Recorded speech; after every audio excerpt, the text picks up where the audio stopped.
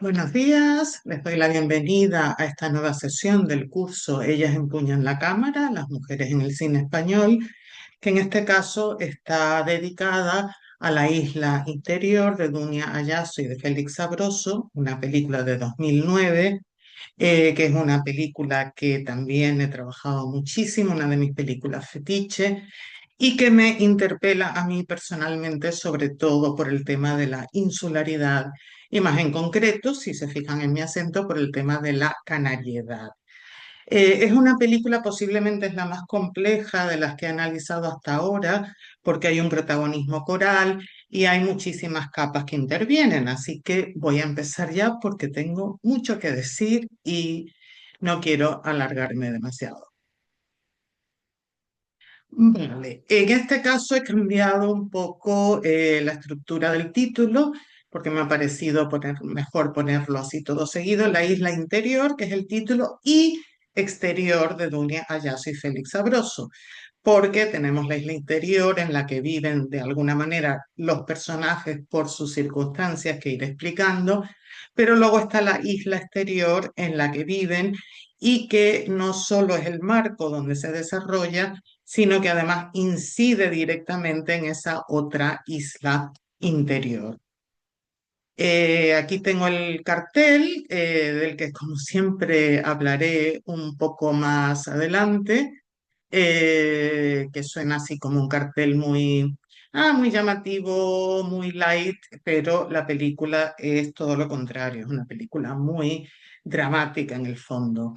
Y luego aquí he puesto a Dunia Ayaso empuñando una cámara. Obviamente la película está codirigida con Félix Sabroso, o sea, no es solo suya, pero yo, bueno, mi interés aquí es resaltarla a ella, evidentemente. En este caso, como suelo empezar siempre con un contexto histórico, en este caso es más bien un contexto geográfico en cuanto a su situación histórica, o sea, la isla, la insularidad. Si recuerdan, todas estudiamos en el colegio en algún momento que una isla es un trozo de tierra rodeado de mar por todas partes, o sea, un lugar aislado por definición, un lugar, por tanto, del que es difícil escapar porque está todo lejos. Y precisamente por este aislamiento y esta dificultad para escapar o para salir de la isla, han sido lugares que históricamente han sido escenario de situaciones bastante siniestras. Han sido típicamente lugares de destierro, incluso en España, en la isla de Fuerteventura, en Canarias, fue lugar de destierro. Por ejemplo, Unamuno estuvo desterrado allí durante la dictadura de Primo de Rivera, en los años 20 del siglo pasado. Y luego dos que, bueno, que les sonarán de clases de historia, Elba y Santa Elena, que fueron las dos islas sucesivas en las que fue desterrado, a las que fue desterrado Napoleón. Elba en el Mediterráneo, pero como de allí pues se piró, luego ya lo mandaron a Santa Elena, que está en el Atlántico Sur. También en un pasado, obviamente por suerte ya no existen estas cosas, eran leproserías, por lo mismo, en un lugar donde encerrar a los y las parias de la sociedad, la gente que podía ser contagiosa. Y bueno, he puesto como ejemplos en España, San Simón, en Vigo, Saltés, en Huelva, y luego en Sudáfrica, Robben, la isla de Robben, que luego se convertiría en una cárcel, puesto que muchas de estas leproserías luego se convirtieron en cárceles por lo mismo. Es un lugar donde encerrar delincuentes que se consideran parias de la sociedad y de la que difícilmente pueden escapar, ¿no? Y quizás dos de las más famosas, porque también han estado en el cine, La Isla del Diablo en la Guayana Francesa, que es donde se desarrolla la película Papillón, y bueno, históricamente fue donde estuvo encarcelado Dreyfus, cuando todo el caso Dreyfus de finales del siglo XIX, o la isla de Alcatraz, que está en California, de la que también hay una película, y luego la isla misma de Robben, que fue donde estuvo encarcelado durante muchísimos años Nelson Mandela. Y luego ya viniendo, modificando un poco los de las cárceles, también fueron tristemente campos de concentración franquistas. También justo las dos leproserías, la de San Simón y la de Saltés, fueron luego campos de concentración.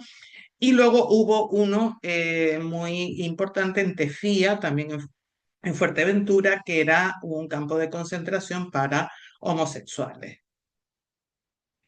Debido a ello, la insularidad, de hecho en la literatura, a ver, es que tengo mucho que decir, disculpen el directo, en la literatura las islas suelen ser lugares siniestros. No es casualidad, o a mí no me lo parece, que una de las primeras obras de la literatura occidental, la Odisea de Homero, se desarrolle en una serie de islas monstruosas, a cual peor, todas las islas que recorre Ulises en su intento de regresar a Ítaca. Y suelen, pues eso, aparecer como lugares siniestros, distópicos, lugares de naufragio, lugares simplemente asfixiantes, aunque no haya ningún elemento terrorífico por ahí, ni ninguna cárcel. Y esta ha sido un poco la tónica en la literatura. Aparte está, por ejemplo, Utopía de Tomás Moro, que aquí sí es una isla utópica, pues de ahí viene, de hecho, se ha usado la palabra utopía, que viene del griego y significa un no lugar, viene tomado de la obra de Tomás Moro. Pero lo mismo, aunque es la otra cara de la moneda, de la distopía, de lo siniestro, eh, si se puede realizar una utopía en una isla es precisamente porque está alejada de todo, está alejada de esa civilización contra la que se quiere establecer otro modelo. En el cine, en cambio, aunque hay todo tipo de islas, hay un artículo en la bibliografía de Gamir y Manuel, donde hacen un repaso a lo que han representado las islas en el cine, aunque ellos abordan todas las facetas, también hay islas terroríficas, bueno, islas que han sido escenarios bélicos, ¿no? Sobre todo en el Pacífico, en la Segunda Guerra Mundial, o sea, ellos enfatizan esto, pero mi sensación es que las que predominan son las islas como lugares paradisíacos, idílicos, exóticos, y que esto va de la mano un poco de la industria turística, porque a partir de cierta fecha, que no sé, yo situaría a mediados del siglo XX, la mayor parte de las islas de mediano o gran tamaño en el mundo se han convertido en lugares turísticos, ¿no? Y de alguna manera el cine va de la mano de eso. Como digo, aunque haya otras facetas negativas, mi percepción es que son las que más abundan. Quizás, no sé, en alguna época vi muchos telefilmes de estos de sobremesa que se desarrollan en el Caribe o en la Polinesia, todo maravilloso y estupendo, pero que son, ellos señalan que son geógrafos, que es curioso que no se haya estudiado mucho la insularidad en el cine, pese a que han encontrado, simplemente poniendo como palabra clave en el IMDb, la palabra isla, hay mínimo 1000 películas que llevan la palabra isla en el título, o sea que realmente son un escenario recurrente. En cuanto a la insularidad no idealizada que he puesto en el cine español, obviamente hay películas en las que se idealiza. He puesto en Canarias, de hecho, la primera en la que se representa la isla como un lugar asfixiante, ya desarrollaré todo esto, es la isla interior, justo de la que vamos a hablar. Y luego he puesto como semi idealizada y semi no Acantilado de Elena Taberna, una película de 2016 que tiene que ver con una secta destructiva que hay en la isla. Entonces, en este sentido, este es otro aspecto negativo de las islas. Las islas se prestan mucho, las islas en general, no hablo solo de Canarias, a ser sede de sectas por lo mismo, porque es difícil que la gente a la que han captado se pueda escapar y son lugares aislados. Lo que pasa es que acantilado, luego también tiene el lado idílico, paradisíaco, los paisajes son maravillosos, vamos, te dan ganas de irte a vivir es también Gran Canaria, igual que la isla interior, te dan ganas de vivir allí, aunque sea una secta que te va a lavar el cerebro, ¿no? En cambio, en Galicia, justamente, donde que no es insular, sí hay más obras audiovisuales que han enfocado la isla como un lugar de encierro, como un lugar, digamos, opresivo. Está la Isla de las Mentiras de Paula Cons de 2020, que se desarrolla, vamos, se basa en una historia real ocurrida a principios del siglo XX con un naufragio, es una isla real, y simplemente lo que vemos aquí es que esa situación de opresión feudal que existía en Galicia en aquella época, en la isla, claro, se multiplica exponencialmente. Luego está Ons de Alfonso Sarauza, que es más una película de trama, digamos, amorosa, pero también vemos que esta isla, de nuevo, una isla real, es un lugar de encierro de la que no se puede salir. Por ejemplo, en invierno está prácticamente aislada de lo que, bueno, yo llamo tierra firme, de lo que es el continente, por las muchísimas tormentas que hay en Galicia. Y luego Néboa es una isla ficticia en la que se desarrolla una serie policíaca y aquí en este caso hay una serie de crímenes, pero de nuevo la isla crea una mayor angustia porque el asesino anda suelto, aunque no se sepa quién es, y de la isla es difícil escapar.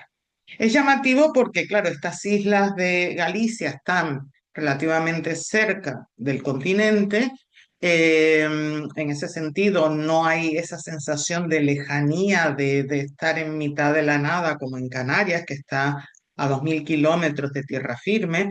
A ver, está mucho más cerca de la costa de Marruecos, pero culturalmente quienes hemos vivido allí, digamos, nos proyectamos hacia la península ibérica. Entonces las de Galicia están mucho más cerca, pero a la vez, al ser más pequeñas, son más asfixiantes. Entonces, este es el escenario de la película, pero es también un escenario que influye en la trama personal y familiar de los personajes. Los dos temas, digamos, gordos, por así decir, que desarrolla la película. Una es la enfermedad mental que sufre aparentemente el padre. Digo aparentemente porque bueno, tengo mis problemas con el personaje del padre. Está diagnosticado como esquizofrénico y luego hay el temor en las hijas, dos hijas y el hijo de haber heredado la enfermedad. No hay muchas películas, no he puesto una lista porque no hay muchas películas que aborden la enfermedad mental en el cine español. Sí hay películas pues que tratan sobre personajes con depresión, personajes con traumas, pero realmente hice una búsqueda porque no me venía ninguna a la cabeza y si buscas, por ejemplo, en Google, cine español, insularidad, digo, perdón, enfermedad mental, yo misma me estoy confundiendo, aparece La Isla Interior y aparece Toc Toc, que es una comedia precisamente sobre el trastorno obsesivo compulsivo, pero poco más. Eh, el abuso sexual es el otro gran tema porque es lo que determina la disfuncionalidad de esta familia. O sea, no queda en ningún momento claro hasta qué punto esta familia es disfuncional, sobre todo a causa de la enfermedad mental del padre, que parecen haber heredado Martín y Gracia, y hasta qué punto es por el abuso infantil, el abuso sexual que sufrió Coral, la más pequeña, y por el cual tanto Martín como Gracia, que eran el hermano y la hermana mayores, sienten una especie de culpabilidad que no, digamos, verbalizan, pero que la sienten porque no la supieron proteger. Pero claro, no tienen tanta diferencia de edad, tampoco si tuvieran, si tenían 13, 14, incluso 15 años, poco podían hacer para proteger a su hermana. Lo que sí quiero aclarar antes de seguir es que es la única objeción que yo tengo a esta película. No suelo ponerles objeciones a las películas que hago, es que se presta a confusión el hecho de que el padre esquizofrénico sea violador. No hay ninguna relación entre la esquizofrenia y el abuso sexual.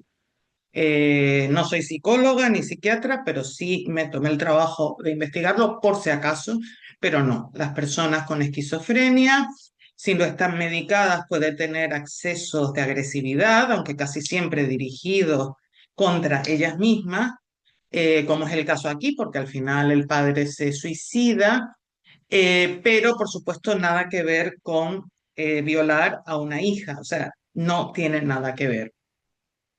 Y entonces eso a mí me perturbó un poco. La película no pretende establecer esa conexión, porque de hecho hay una escena muy importante en la que Gracia, la hermana mayor, llama a Coral y le dice, oye, es que he estado pensando, porque claro, lo de papá es como si tú vas por la calle y te dan un bastonazo y te caes al suelo y te cabreas y luego ves que quien te ha dado el bastonazo es un ciego, que pobre es que no te vio. Y entonces, bueno, la reacción de Coral es absolutamente válida. Le dice, ¿en qué mierda de libro de autoayuda has leído esa chorrada? Porque, como digo, no hay conexión. Quizás el motivo por el que aparezca este personaje que hace, que por un lado es esquizofrénico y por el otro es violador, eh, tanto Dunia Yasso como Félix Sabroso han dicho que la película tiene que ver con experiencias de gente cercana a ella y él, y o él. No han especificado, no sabemos, y no sé, a mí se me ocurre, esto es pura especulación, que igual en ese entorno, en esas situaciones, había algún personaje, alguna persona con esquizofrenia, había por otro lado un ser violador y los han hecho confluir en uno mismo. No lo sé. Pero en todo caso quería dejar esto claro. No hay muchas películas sobre este tema.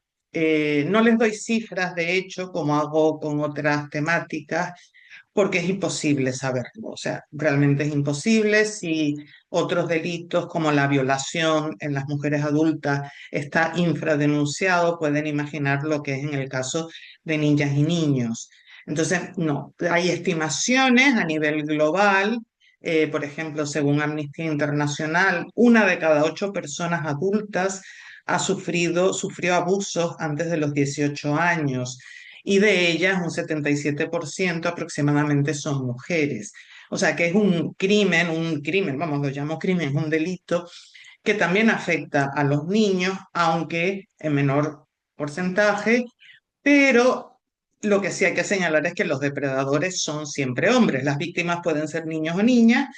En la iglesia, sobre todo este tema de la pederastia, casi siempre la mayoría de las víctimas, por lo menos de las que han salido a denunciar, son niños, pero los depredadores son siempre hombres.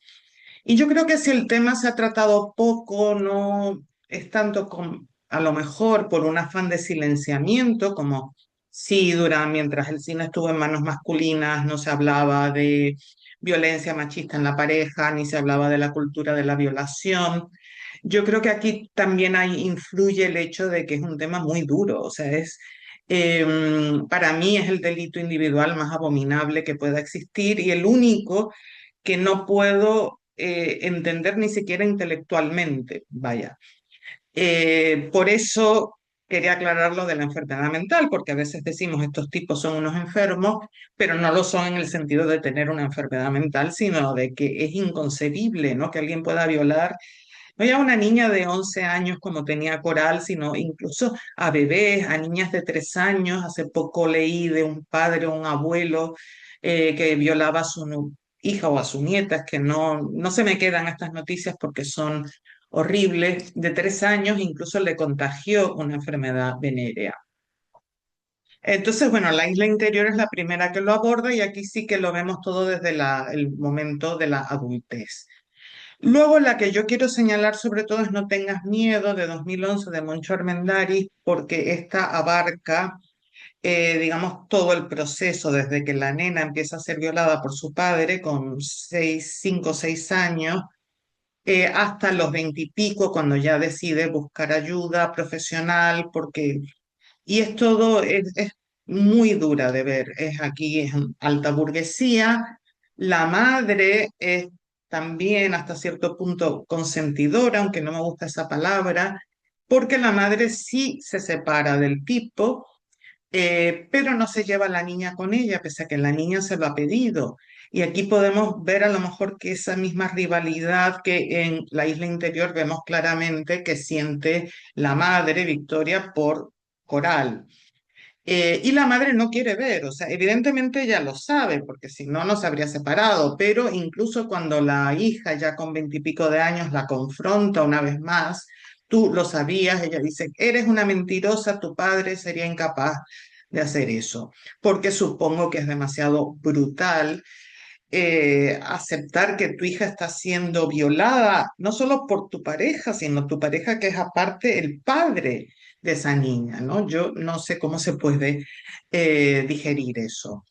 Luego en medio está Elisa K. de Judith Colel y Jordi Cadena, que este es el caso de una niña que fue violada una sola vez por el padre de un amigo de la familia, que luego reprime ese recuerdo y 14 años, 6 meses y 2 días, lo de los 14 años sí es exacto, pero pone exactamente cuántos días pasaron hasta que ya adulta, viviendo en el extranjero, tiene una especie de epifanía negativa, por supuesto, en la que recuerda esto y claro, y se queda pues hecha mierda, con perdón.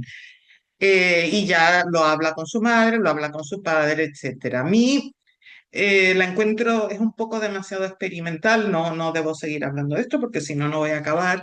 Eh, Demasiado experimental para el tema que trata, ¿no? Demasiada lejanía en la primera parte, donde todo es en blanco y negro, con una voz en off, y luego demasiada en la segunda parte, que es en color, cuando ya esta chica adulta, Elisa, reconoce todo esto, o recuerda todo esto, demasiado sobreactuada. Y luego, por último, mencionar Verano en Rojo de Belén Macías, que es de reciente, de 2023. Se basa en una novela de Berna González Harbor, una novela policíaca, película policíaca, por tanto, pero aquí sí se aborda la pederastia en la iglesia porque hay una serie de asesinatos y el asesino es un chico, un niño, un chico, bueno, sí, un chico que fue violado en su momento por un cura. Y luego solo mencionar el documental Sons of Silence de Chelo Álvarez Tele, donde esta mujer es como un ejercicio catártico porque ella ha investigado durante años la trata de mujeres en Nepal y luego en México, y esto la lleva a confrontar unos sucesos de su adolescencia, cuando su hermana fue violada por un desconocido en una playa de Zarauz, y luego la lleva a ella también a recordar que había un cura en el colegio que la acosaba, ¿no? No era, no fue propiamente violación, pero un poco lo utiliza como un proceso catártico, cómo se confronta a la familia, también una familia de alta burguesía, con, eran pues, creo que 7 hermanos y hermanas, y bueno, es un proceso, digamos, de indagación personal el que emprende. Ya pasando a la directora y el director, ella usaré bueno, el femenino y el masculino genérico indistintamente. Las dos nacieron en Las Palmas de Gran Canaria, ella en 1961 y él en 1965. Ella es, por tanto, por edad pertenece a la que yo he estado llamando generación FIMA, aunque no fue una de las fundadoras, y falleció muy joven, ¿no? En 2014. Él continúa vivo. Y hicieron 6 películas, vamos, eran pareja también en la vida real desde adolescentes, se fueron muy jóvenes a Madrid y empezaron primero haciendo teatro y luego ya cine. Hicieron 6 películas antes de que falleciera Dunia, Fea de 1994, que nunca he podido ver, eh, Perdona Bonita, pero Lucas me quería a mí, que tuvo bastante éxito, es una comedia muy delirante, muy almodovariana. Yo creo que ya dije cuando un novio para Yasmina, quienes vieron esa sesión, que la comedia no es realmente lo mío, y menos cuando son disparatadas. Pero bueno, Y luego las dos siguientes, El grito en el cielo del 98 y Descongélate de 2003, que las recuerdo como también son muy disparatadas, también con el toque almodovariano, tampoco aclaro, me gusta Almodóvar, vamos, me gusta cero, más bien detesto Almodóvar y lo dejo claro por si acaso. Las recuerdo como menos disparatadas, o sea, creo que me llegaron más, pero no he podido volver a verlas porque no están, sorprendentemente, en ninguna plataforma y no las tengo en vídeo de aquella época. Luego hicieron una serie para Radio Televisión Española, Mujeres, en 2006, que yo vi en su momento y la recuerdo como buena, más dramática en este caso, pero tampoco la he vuelto a ver. Y luego ya las dos últimas, ya aquí cambia muchísimo la aproximación porque son películas más dramáticas. Los años desnudos, clasificada S de 2008, que trata sobre tres mujeres que hacen cine durante la época del Destape, cuando el único cine que se hacía en España era este cine realmente pornográfico, vacío de todo contenido, sin guión, y nos muestra un poco la evolución de estas tres chicas que se encuentran, coinciden en los rodajes de un director eso, que solo hace este tipo de películas. Una de ellas es Candela Peña también, y ella es la única que consigue sobrevivir luego a lo que, cuando ya deja de hacerse cine del Destape, la única que continúa haciendo cine.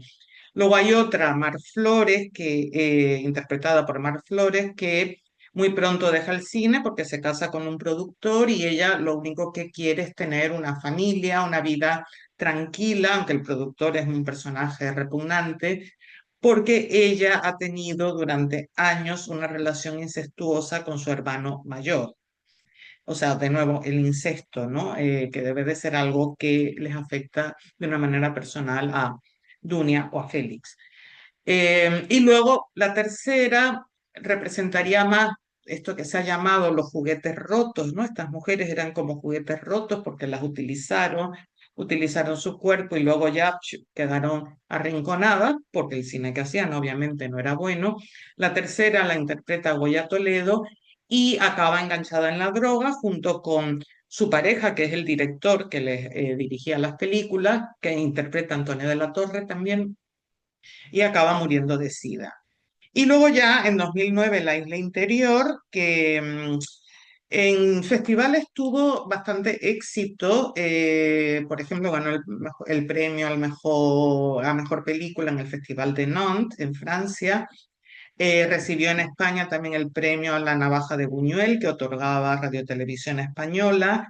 Y en la Seminci de Valladolid, Alberto San Juan recibió el premio a Mejor Actor por la interpretación de Martín, porque es un personaje, realmente es un papel impresionante, porque es muy difícil este personaje con bueno, supongo que han visto, deduzco que han visto la película, que siempre está al límite, o sea, un poquito más y sobreactúa un poquito menos y no da el pego, o sea, que realmente es impresionante.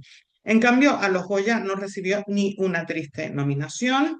Yo lo atribuyo en parte a que una de el equipo directivo es una mujer y ya hemos hablado de las pocas nominaciones y premios que recibían las mujeres en esta década y luego también a que es cine canario. Y hay cierto, digamos que Canarias, aunque a mí quienes me vean desde Canarias no les va a gustar esto, sigue siendo tratada como una colonia. De hecho, es la única de sus películas que está rodada en las islas, en Gran Canaria. Las demás todas están rodadas en Madrid.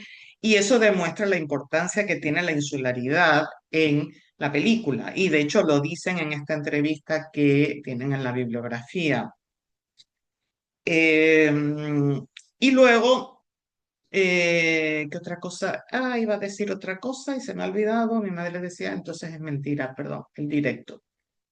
Y luego, después de esto, Félix Sabroso solo, vamos, sigue activo en el mundo del cine. Dirigió una película muy poco después de la muerte de Dunia, El tiempo de los monstruos, que por lo visto habían trabajado en conjunto.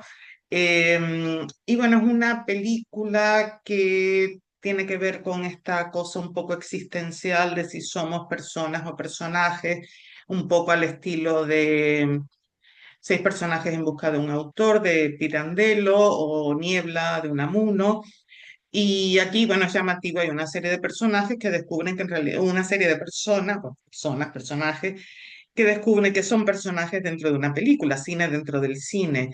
Y la pareja que está rodando la película dentro de la película es una mujer y un hombre, y es ella, Carmen Machi, la que lleva la voz cantante. O sea que, aunque la película está firmada por Félix Sabroso, está dedicada a Dunia, pero creo que el homenaje es ese.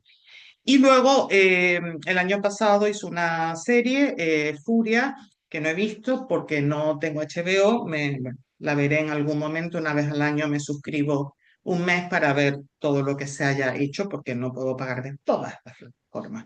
Ah, lo que iba a decir de la Isla Interior y que se me había olvidado es que es la única que está firmada por Dunia Ayazo y Félix Sabroso en ese orden, que es el orden que corresponde normalmente cuando más de una persona participa en un proyecto. Se pone por orden alfabético, salvo que se quiera señalar que la persona que va en primer lugar hizo más trabajo. Es el caso, por ejemplo, de Almudena Carracedo y Robert Bajar. Ella es la cineasta.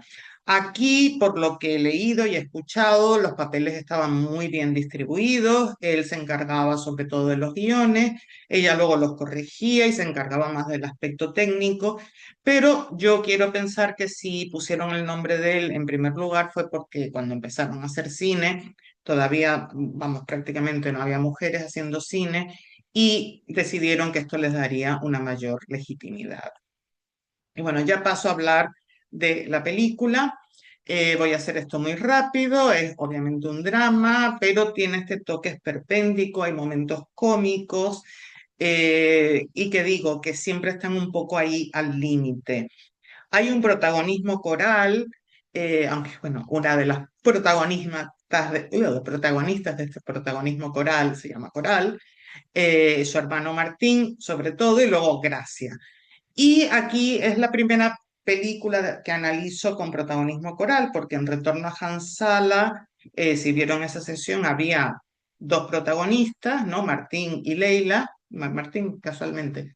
Pero realmente no se indagaba tanto en cada una por separado, porque muy pronto, en el desarrollo de la película, emprenden este viaje y ya, digamos, se funde lo que están viviendo él y ella. Luego hay los personajes secundarios, madre, padre e Iván, que es el amante de Coral. Y bueno, aquí tengo que hacer un pequeño paréntesis muy rápido para decir otra cosa que tiene que ver con el racismo lingüístico. Aquí toda la familia habla con lo que en Canarias llamamos acento godo, que es el que se habla de Andalucía para arriba, donde no se cesea, donde no se aspira la S, donde se usa la segunda persona del plural. Y bueno, aquí vemos esta familia. Bueno, el padre es, bueno, peninsular, ¿vale? La madre francesa, Geraldine Chaplin, él es Celso Bugallo. Pero claro, cuando ves tres hijos mayores, de los cuales dos viven todavía en la isla, piensas que se han criado allí. Pero bueno, Martín lo explica al médico diciendo que vinieron de adolescentes cuando su padre le dieron la baja. Y bueno, y eso lo explica. A mí siempre me choca un poco que en las películas que se desarrollan en Canarias haya tan pocas personas que hablen acento canario, pero lo que ocurre es que en Canarias no hay una industria cinematográfica, y como luego en España hay un racismo lingüístico, tanto el acento canario como el andaluz están absolutamente denostados, no hay una cantera de intérpretes. El cine andaluz pasaba esto antiguamente, ¿no? Pero en la industria, en Andalucía, la industria del cine se ha desarrollado mucho y ahora es habitual encontrar personajes que hablen con acento andaluz, y también incluso en películas que se desarrollan fuera. Entonces, bueno, quería señalar esto porque, por ejemplo, Acantilado, la otra que les mencioné, en toda la película aparecen dos personajes con acento canario, el resto son godos. En cambio, aquí aparte de Iván, que es Antonio de la Torre, que habla con su acento andaluz, no pretende disimularlo, no desentona tanto y aparte es un personaje. Los demás secundarios y secundarias son todas canarias, en acantilado no. Entonces a mí, bueno, me molesta un poco. Los espacios son urbanos e interiores exteriores, la época es el presente y luego lo que también cambia aquí con respecto a todas las demás que he analizado es que no hay un desarrollo cronológico lineal. La película empieza in medias res, bueno, todas las películas empiezan in medias res, pero bueno, eh, empieza en el momento en que Martín y Coral recogen a Gracia del aeropuerto, que viene porque el padre, bueno, lo llaman accidente, pero se ha tenido un intento de suicidio. Vemos el reencuentro, quedan con la madre en el hospital, hablan con el médico y luego la madre va a verlo a la UCI. Y ahí, cuando vemos al tipo en la cama, luego mostraré el fotograma, hay un fundido de esa cara con esos tubos y esas vendas a las rocas sobre las que se tiró. Y luego ahí pasa a 3 días antes, vemos todo lo que condujo a eso y luego ya continúa hasta casi el final, cuando quedan, vamos, apenas 10 minutos de metraje, en que volvemos a ver esa imagen de ese fundido entre el mar y la cara del agonizante, y ya pues lo van a ver Gracia, que sí le da un beso, pero ni Martín ni Coral se despiden realmente de él, y luego ya muere y vemos el entierro, bueno, el entierro, el tanatorio. Y luego, durante esos 3 días, hay una simultaneidad alternante entre los personajes, ¿no? Vemos pues, a Martín, a Coral, a Gracia, al padre, a la madre, cada uno por separado. El prólogo, he puesto el prólogo y no el principio, porque el principio es muy largo, no hay una secuencia así muy marcada. El prólogo son simplemente, mientras salen los títulos de crédito, fotogramas de la película que luego aparecerán. Son todos, no aparece gente en estos fotogramas, son de distintos espacios que ocupan todos los personajes en algún momento. Y el primero es este, esta es la casa donde viven el padre y la madre, que como vemos está como descolgada, es como una especie de isla dentro de la isla porque está ahí colgando. No vemos un paisaje idílico en absoluto, como sí suele ocurrir con el cine que se desarrolla en Canarias, como dije, por aquello del tema turístico. Y vemos que la casa está pues destartalada, esta es la ventana por la que se ha tirado el padre. Luego, bueno, he puesto este como emblema de esa decoración, es una casa muy kitsch, o sea, vamos, decoración estilo años 60, 70, ¿no? Vemos aquí esta cosa con ganchillo. Luego otra imagen de todos los medicamentos que circulan por esta casa. Este es el apartamento de Coral, que es un apartamento muy coqueto, muy coqueto sin desentonar, y que será importante la cuestión de esta columna que hay en medio. Y luego termina el prólogo antes del título, todo esto se va escribiendo con una letra, como ven, infantil, una cita de Carlos Fuentes de un libro de relatos titulado Todas las familias felices, que bueno, nada que ver, lo de felices es muy sarcástico. Vengo de una familia en la que cada miembro dañaba a los demás y luego arrepentidos cada uno se dañaba a sí mismo. Y luego, antes de hablar del final, vamos a ver a la familia. O sea, aquí es cuando ya han recogido a Gracia del aeropuerto, van en el coche, Coral mira hacia un lado, Martín mira hacia el otro, aparte conduce con auriculares, Gracia es la que está como más apegada a toda la familia, al padre, a la madre, a la hermana y el hermano. Intenta hablar, pero Coral como que pasa mucho de ella.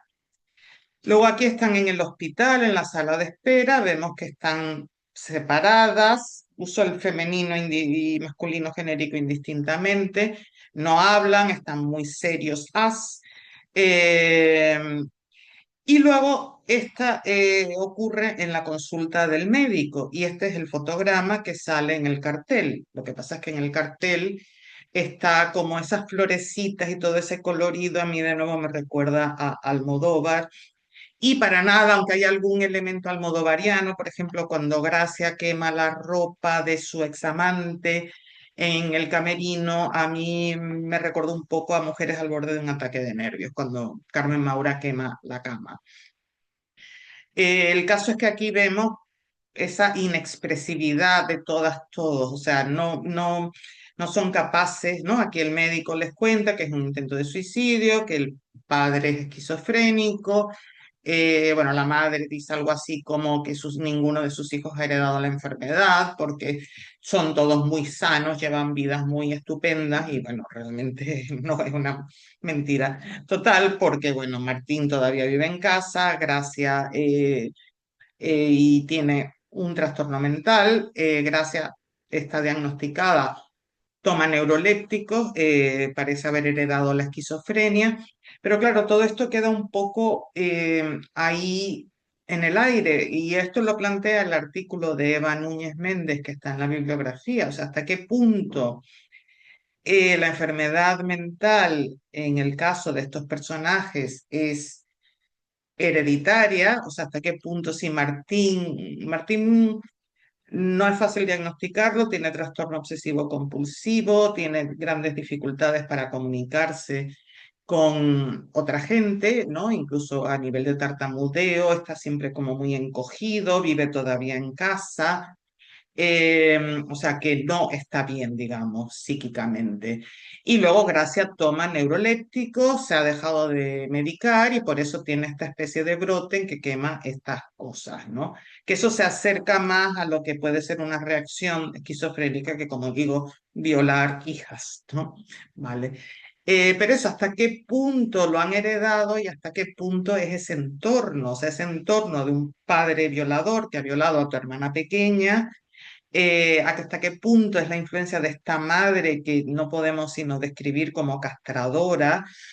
No me gusta esa palabra, pero lo es, y de hecho ella es un personaje muy parecido, solo que en otro entorno, en una familia de alta burguesía, en otra película anterior de principios de la década de 2000 en La ciudad sin límites de Antonio Hernández. Es un papel muy, muy parecido, como bueno, que igual la eligieron porque vieron esa peli y les gustó este personaje.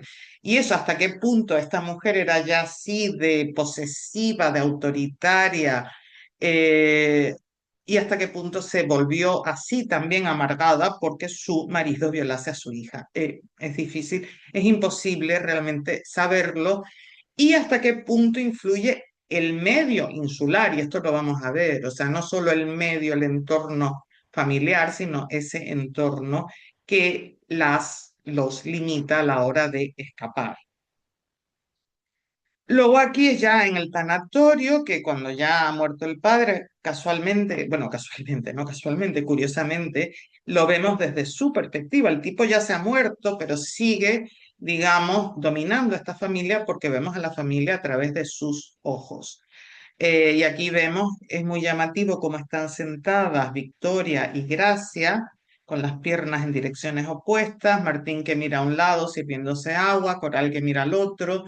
De nuevo, ¿no? Otra escena en la que no hay comunicación entre ellas. Luego aquí, cuando ya empiezan a llevarse las coronas, Martín se intenta acercar a la madre, él es como que el que está más cerca de la madre, de hecho, él quiere ser escritor, está escribiendo una novela sobre un hombre que se asfixia y, vamos, solo lo único que leemos, que escribe y luego rompe la página es Víctor se asfixiaba. O sea, él asume, la madre se llama Victoria, evidentemente hay aquí la asfixia está motivada en parte por esa madre que lo tiene a él, sobre todo, súper acogotado, ¿no? Súper controladora, porque claro, él es el que vive en casa, Gracia está en Madrid y Coral vive sola. Y luego la madre se acerca, se pega al cristal, porque bueno, está súper enamorada de ese marido, en fin, no lo entiendo. Y vemos aquí por primera vez ya a las tres abrazándose, porque esto nos da una pequeña esperanza de que con ese apoyo mutuo puedan reencauzar sus vidas. que de hecho es lo que dice la noche antes, Coral le dice a Gracia, si no podemos solos, tendremos que asumir y aceptar que nos necesitamos.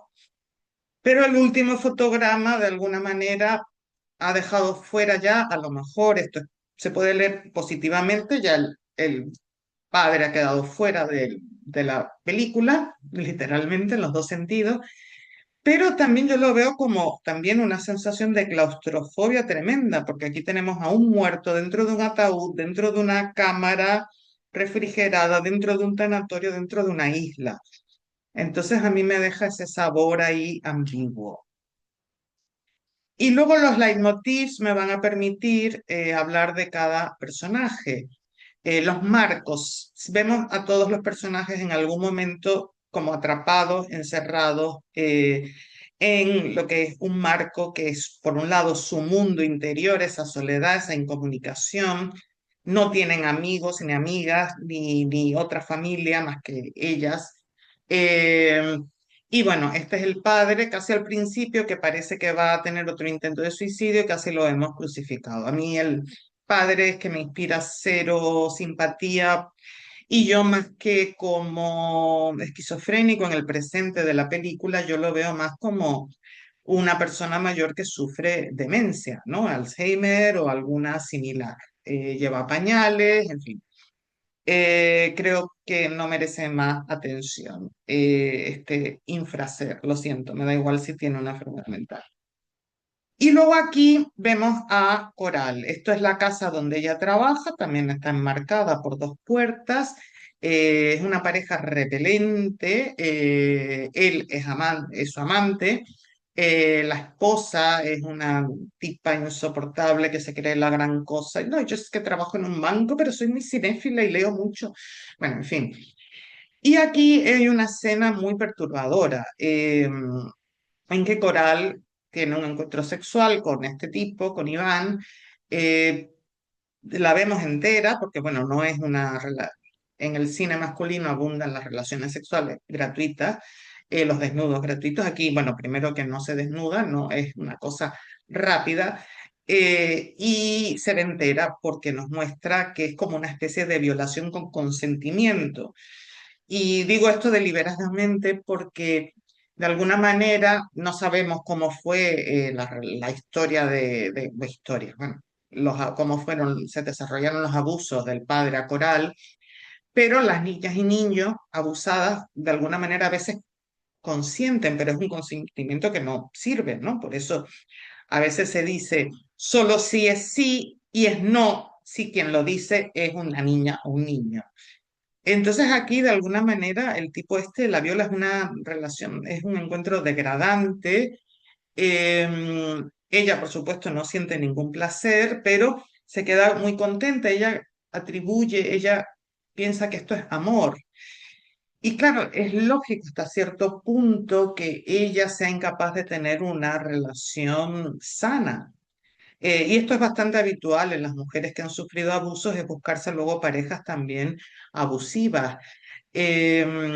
Porque claro, y por eso a lo mejor piensa que Iván la quiere. Claro, tu padre te viola, se supone que tu padre te quiere, pues este tipo te viola, o bueno, mantiene una relación contigo que no te da ningún placer, en la que no hay ningún intercambio. Piensas que te quiere, ¿no? Y ella se monta esta película.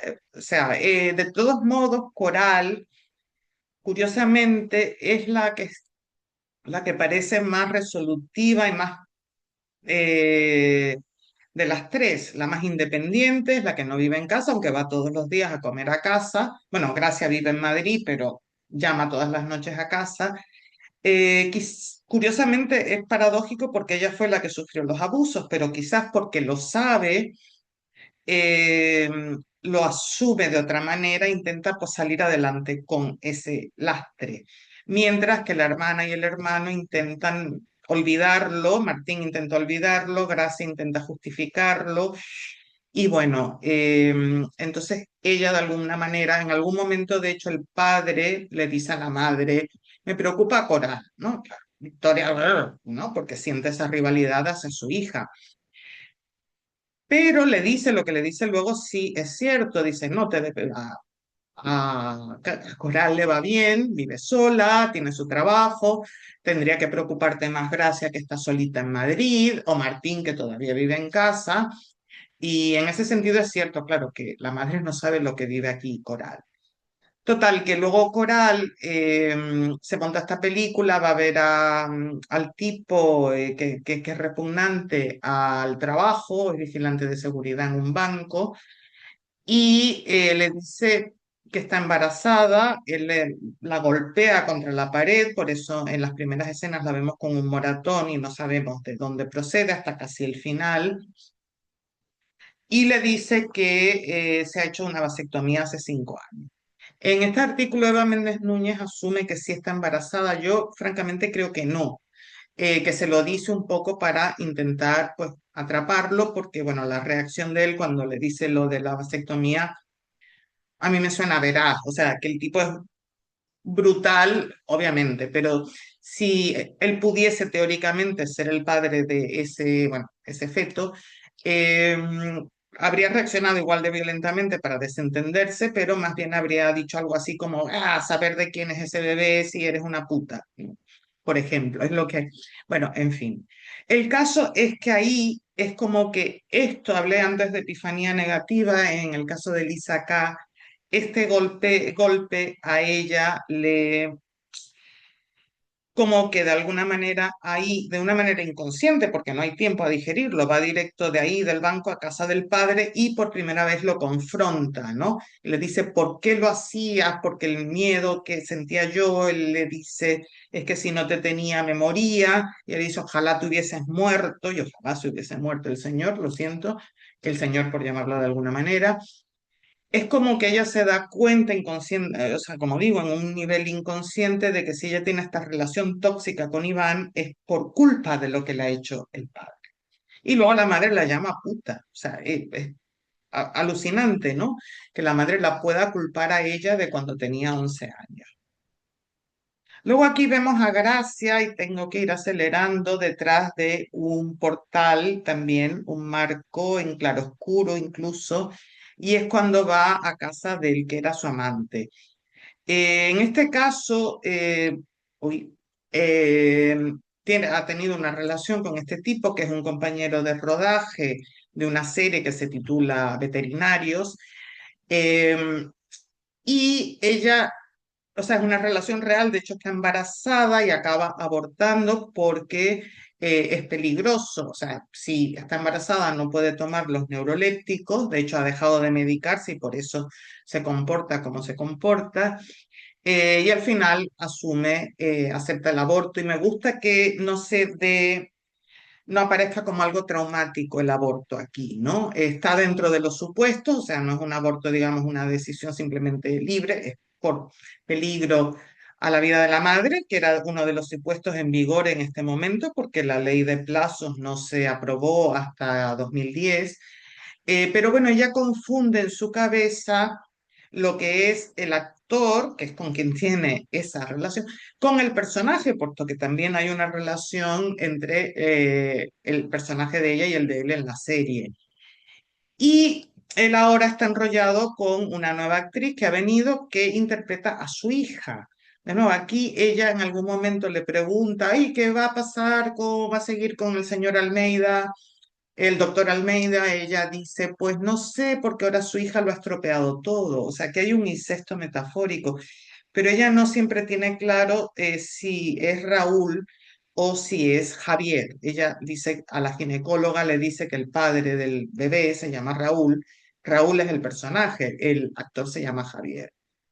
Y bueno, al final se queda sin trabajo porque le prende fuego a la ropa, igual que también Coral se quedó sin trabajo porque Iván le cuenta a la esposa esta relación que ha tenido y la esposa obviamente la echa, digo obviamente porque...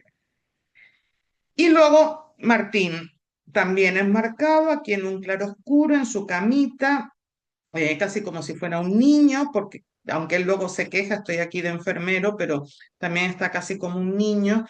Y bueno, Martín es el que aquí él también acaba sin trabajo y sin una relación que él se había montado en su cabeza con una alumna. Pero, o sea, era algo totalmente que se había montado él.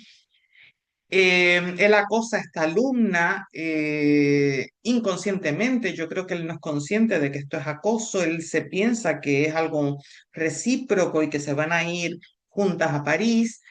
Y luego, pues, en algún momento la llama a casa, la niña, la niña, la chica, ¿no? Una chica, no sé, 16 17 años, se echa a llorar y le cuenta a la madre y el padre, y luego el padre va, le pega un puñetazo, ya que es una niña, pero aunque él en algún momento le dice a Coral, vas a pensar que soy como papá, aunque él todavía no reconoce que recuerda que el padre violaba a Coral, en realidad no es lo mismo, no lo quiero justificar porque es cierto que la chica es una niña, como dice el padre, pero por lo menos tiene un cuerpo de mujer, o sea que hay una pequeña diferencia y aparte no sé si Martín, no me lo imagino violando a la chica, no por esto que dicen era muy amable, siempre saludaba, sino por simplemente su modo de conducirse, ¿no? De ser incapaz de hacer cosas, pero en fin.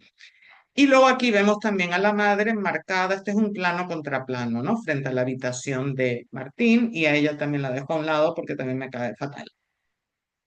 Y luego este simplemente es un planos contra planos, esa conversación en la que Gracia intenta justificar al padre, ha estado llamando a Coral, Coral no le cogía el teléfono y durante toda la conversación Coral entra y sale, cruza ese tabique, debe de haber una puerta ahí, cruza tal mientras Gracia va pasando por los arcos de la Plaza Mayor. O sea, de nuevo, están ahí encerradas, ¿no? Aunque se muevan, Coral vuelve al mismo sitio y aquí tendríamos la circularidad de la isla.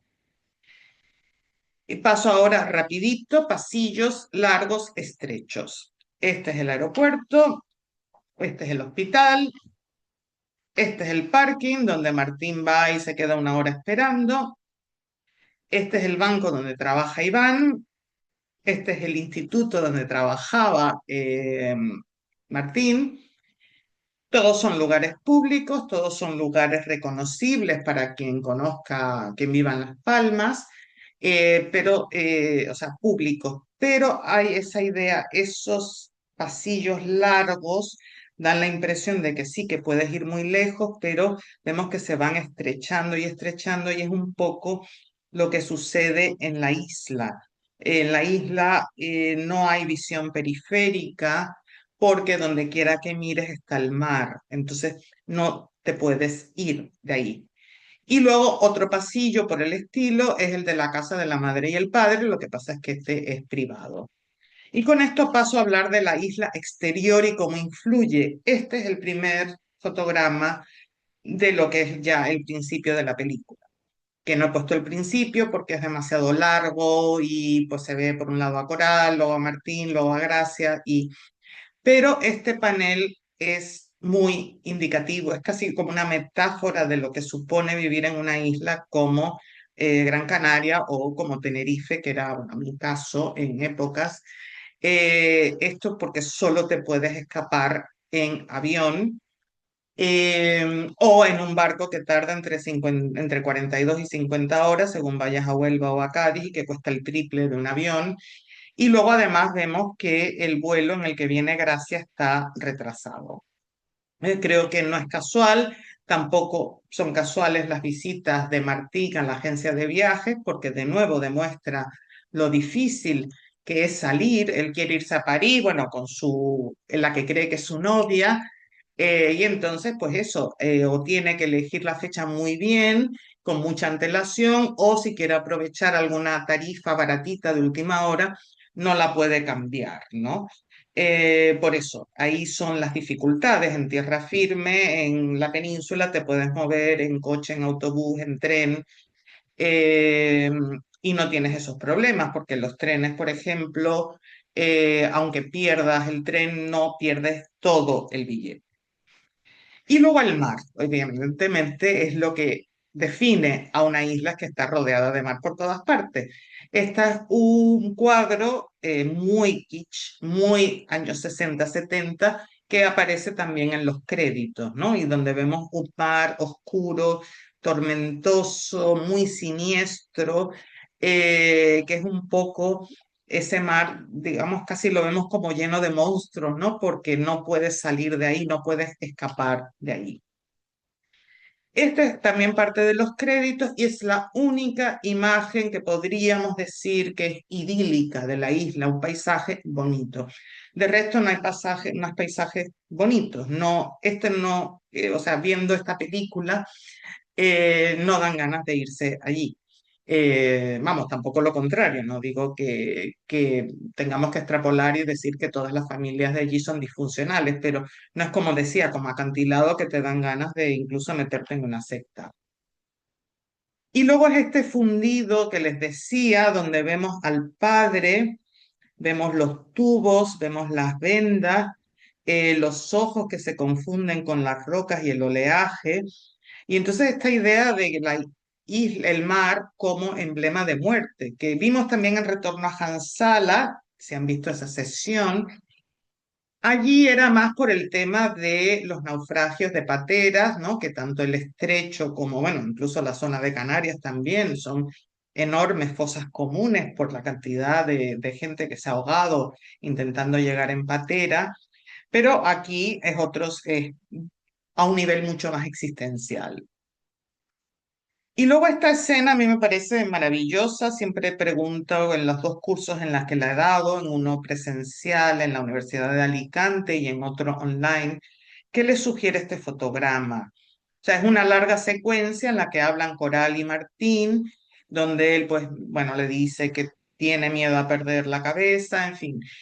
Pero allí lo que me parece llamativo y la gente tarda un rato en darse cuenta, quienes lo observan, es que están de espaldas al mar. Normalmente una se sienta frente al mar, aunque sea de noche, pero es como que se puede interpretar como que le dan la espalda al mar porque es el mar lo que les impide escapar, o sea, tanto ella como él siguen viviendo en la isla, o que no quieren ver que la salvación estaría en cruzar el mar, en irse lejos, ¿no? Eh, y luego aquí he puesto un clip, no pongo clips en estas series, los pongo aparte en los comentarios, en parte por temas, porque no quiero infringir derechos de autoría, porque algunos clips son muy largos, pero incluso los más breves salen entrecortados al grabar de una, algo, es como una regrabación. Pero estos son 30 segundos y a mí me parece esta la esencia de lo que siente Martín. Esto es cuando se va de la agencia de viajes la segunda vez, cuando ya sabe que no va a irse a París con Claudia y que esa relación no es real. Uy, he perdido. Ah, qué cobarde. Estos problemas del directo es que no. Me ha salido una cosa aquí que no puedo quitar.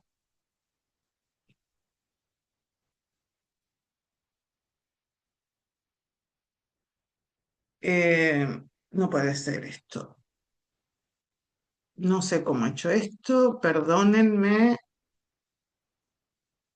Vale, por fin. Ah, de verdad, pero no voy a regrabarlo, lo siento, llevo demasiado tiempo hablando sola como para volver a hacer esto.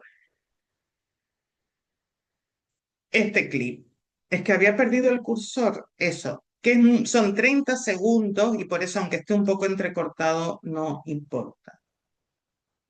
Y es que pierdo el cursor, vaya, aquí.